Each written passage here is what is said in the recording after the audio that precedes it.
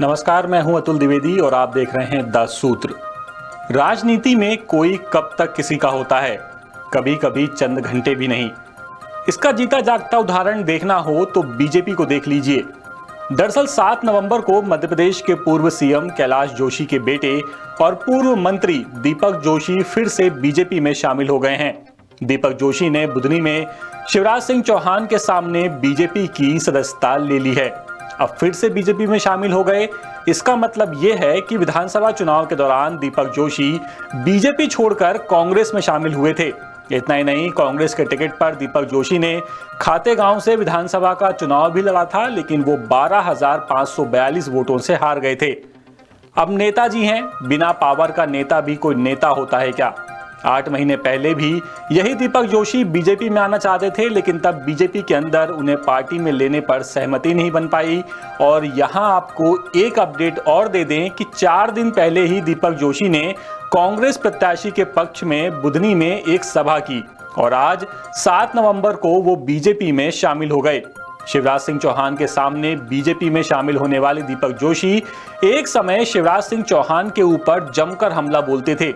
उनमें से ही एक बयान ये है जो आपको सुनना चाहिए। मेरी पत्नी कोरोना से पीड़ित हुई, कल उसकी पुण्यतिथि थी और आपको पता है कोरोना में कैसा माहौल था। हमको कहा गया कि तत्काल इनको इंदौर के किसी बड़े अस्पताल में भर्ती करवाओ, लेकिन कलेक्टर देवास को और प्रशासन को यह आदेश दिया गया था कि दीपक जोशी अगर कोई बात करे तो उसे सुनना नहीं। ये माननीय शिवराज सिंह चौहान के निर्देश थे। उस निर्देश के कारण मेरी पत्नी को एम्बुलेंस नहीं मिली और आज वो मेरा साथ छोड़ के चली गई। ये तो कुछ भी नहीं। एक बार दीपक जोशी ने यह आरोप लगाया था कि शिवराज अब बहुत बदल गए हैं, उनके जैसा काम करना उन्हें अब नहीं आता जैसा वो काम पहला करते थे।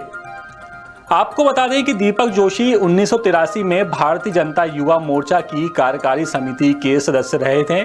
2000 में भारतीय जनता पार्टी के राज्य उपाध्यक्ष भी बने। 2003 में 12वीं विधानसभा के लिए चुने गए। 2008 में फिर विधानसभा का चुनाव जीते। 2013 में तीसरी बार विधायक बने। तो ये तो है राजनीति। यहाँ नेता अपने आप को सुबह का भूला बताकर शाम को घर लौटाते हैं।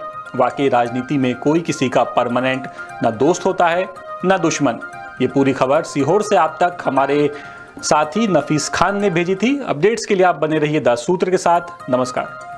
लेटेस्ट, इन्वेस्टिगेटिव और इन डेप्थ खबरें देखने के लिए ज्वाइन कीजिए द सूत्र का व्हाट्सएप चैनल, सब्सक्राइब कीजिए यूट्यूब चैनल, लाइक कीजिए फेसबुक पेज और पढ़ते रहिए वेबसाइट www.dasudr.com।